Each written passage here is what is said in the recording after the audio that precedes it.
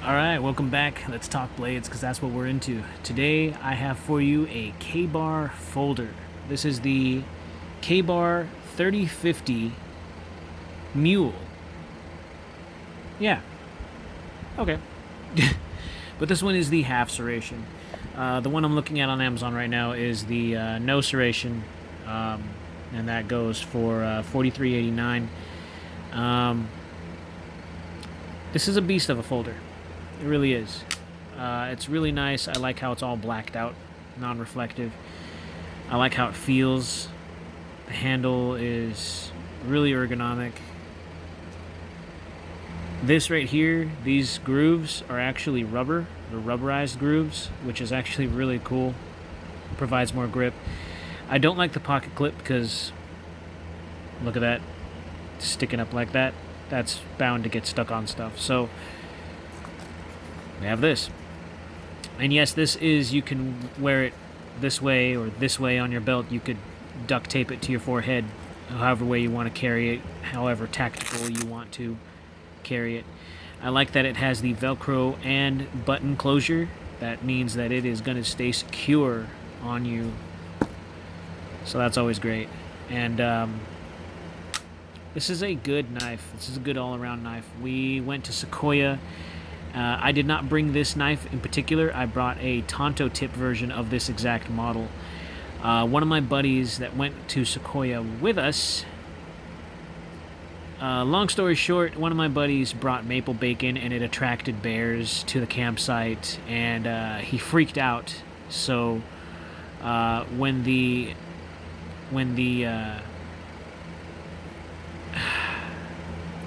park ranger was going around checking everybody, making sure everything was all right, because of the whole animal problem, he told us that we were morons for packing that kind of food and bringing it, because anything that's pungent smelling or sweet smelling can and will attract beasties to your campsite, especially things that smell really good when you cook them. And so my friend freaked out. He took my knife out, and it wasn't even open, and he threw it at a group of lemmings, and we lost it. So this is the brand new one that I just recently bought, not too long ago, maybe like a couple years back. I bought this because it reminded me of the knife that I lost, which was this exact model, just a different blade shape. It had a Tonto tip to it and no serrations, and it was beat to hell because we were using it for, kindling wood, and well, not kindling, well, yeah, I guess that's the right word. I don't know. We were cutting sticks with it and trying to get it to break down and put it in the fire, and we're just trying to use it for the all-around, cuttingness. One of my buddies brought a tomahawk, and someone in the campsite stole it. I don't know how that happened. I don't know what the story was behind that, but when we were like, hey, we need to go, and anybody have an axe? No. I was like, what about the guy who had the tomahawk? Oh, it was stolen. I'm like, what? Okay. He could have been hiding it in his backpack because he didn't want to mess it up. I don't know, but we were using what I had, and it was all beat to hell by the end of the, before we lost it, before my buddies took it out of my sheath and threw it at a group of unsuspecting lemmings, because the guy decided, I'll eat a granola bar and leave a mess and attract more animals. So that's what he did. So that was great. But that's the whole story of how I got this replaced. So it was a good knife, good enough to where I wanted to buy another one because I missed it that much. When I first bought it, it was 60, if not a little bit more than 60. I know it was under 80, but now it is $43.89. This thing is under $45. That's really good. So I had to buy the one with the half serrations because I like to have more cutting options. So it's really good knife overall. Really good. So let's go into the specs.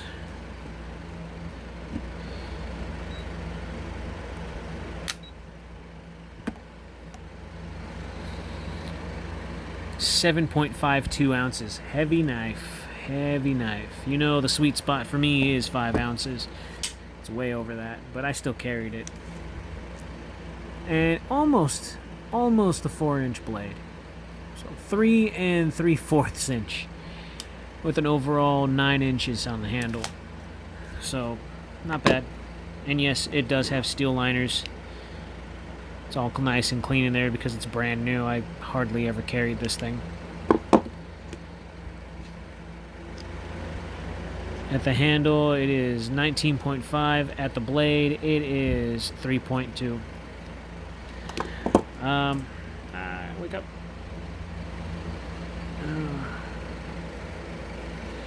So the steel on this is AUS 8.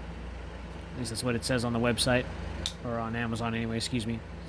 Taiwan. This is model number 3051. The model I'm looking at right now is 3050. But there's only just slight differences because 3050 is just plain. This one's got the serrations. So 3050, this will be 3051. Very comfortable. Very, very, very comfortable. It is hugely comfortable. And of course, being a K-bar, you don't expect it to be a folder. But because it has that spine lock right there, it makes it a very, very tough knife. And it was back when I used the one that I lost. Very, very good knife. So it's nice and big and beefy. I just don't like the pocket clip because of that. Of course, I could take it to a vise and bend it down or take a couple of pliers to it, fix that if I really wanted to. That right there, because of how aggressive it jets out like that, is going to get stuck on stuff. But it is a nice touch that it can be switched right to left-hand carry, but it's only tip up.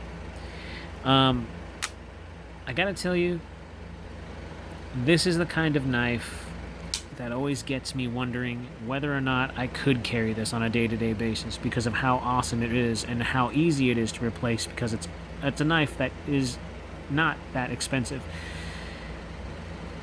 but it's durable. Yeah. Could there be better blade steel? Yeah, sure. But for AUS 8, it's okay. I don't beat on my knives or anything, so let's show you how sharp it is. Bust out some tactical string here. And then, yeah, with no effort at all, it just cut through it like nothing. So that's the string. String. And then, of course, why not take out some paper?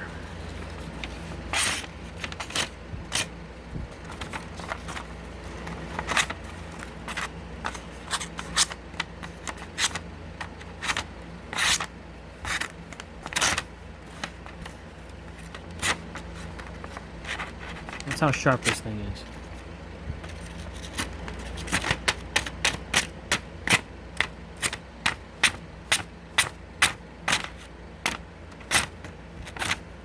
I'm not even really trying, I'm just... Yeah, this thing is really, really sharp. It's really, really sharp.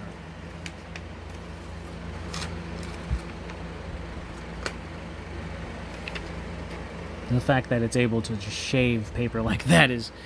Yeah, it's pretty good. This is just one of those type of knives where it just depends on who wants to carry it, if you really want to or not. I like this deep carry pocket clip. I don't believe the one that I lost had a pocket clip at all. If I remember correctly, it didn't. It was just knife, and this was the only way to carry it. Unless you didn't mind dropping this in your pocket at all, then who cares?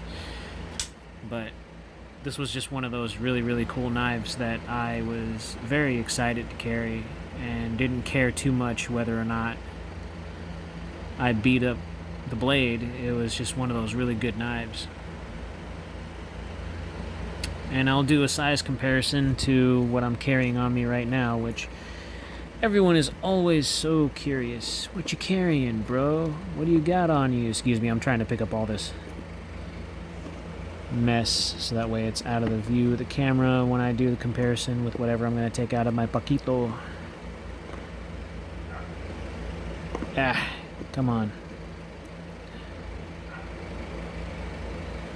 Yeah, excuse me.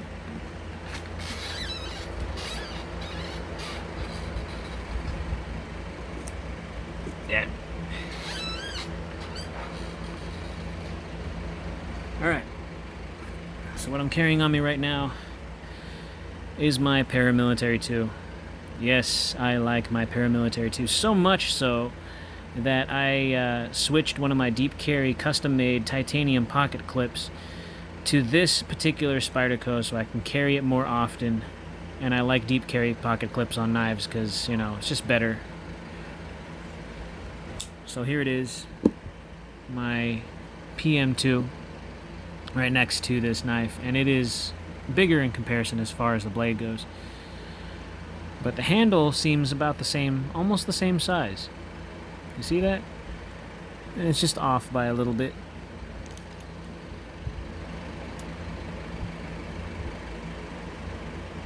Maybe an inch off. Close to an inch, maybe. Still a good knife. This has better steel, obviously. Way better steel. CPMS 30V. AUS 8. Still not a bad knife, though. Not a bad knife. Just a little bit on the heavy side. If you don't mind that, then it shouldn't be a problem. So, but yeah, if you guys want to look it up, you can. This is one of those budget knives that, tried and true, it's a beast. You could, you know, you just know when you pick it up and you hold it. And you know even more when you start to use it. So, I don't know. Check it out if you're interested. Plus, it's an inexpensive knife, so why not? It comes with a free sheath that you could carry in many different ways if you want to backpack or whatever you want to do. Alright, thanks a bunch. I'll see you guys in the next one.